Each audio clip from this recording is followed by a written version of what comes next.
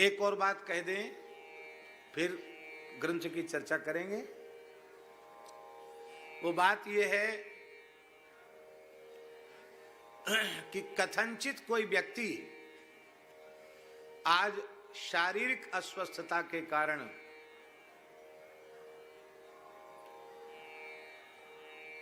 अथवा किसी अन्य प्रकार की विकलता के कारण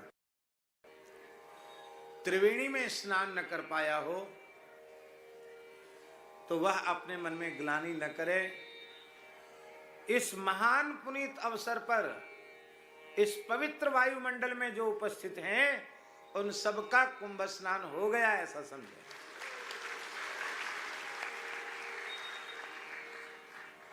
उन सबका स्नान हो गया, आ गए तो हो गया स्नान। दूसरी बात,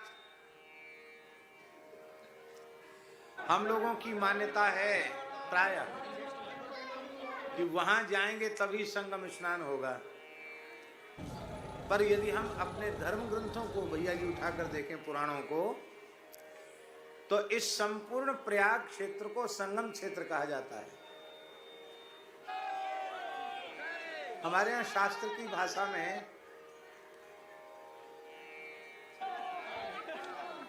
इसको त्रिकोण कहते हैं। क्या कहते हैं? त्रिकोण।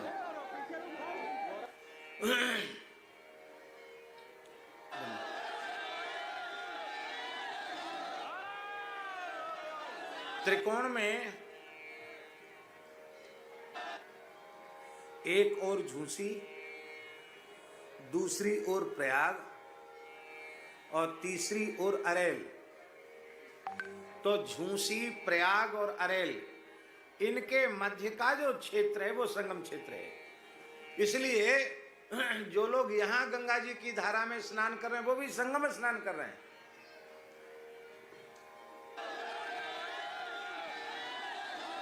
उधर नागवासुकी के आगे, वहां जहां रमण रेती वाले महाराज जी का शिविर है और शिविर हैं, वहां तो संगम क्षेत्र से तो दूर है, वहां गंगा जी हैं, पर वहां स्नान करने वाले भी त्रिवेणी स्नान ही कर रहे हैं, क्योंकि इस त्रिवेणी संगम की जो महिमा है उसका प्रभाव पूरे त्रिकोण क्षेत्र में है, ऐसा हमारे पुराणों में लिखा है।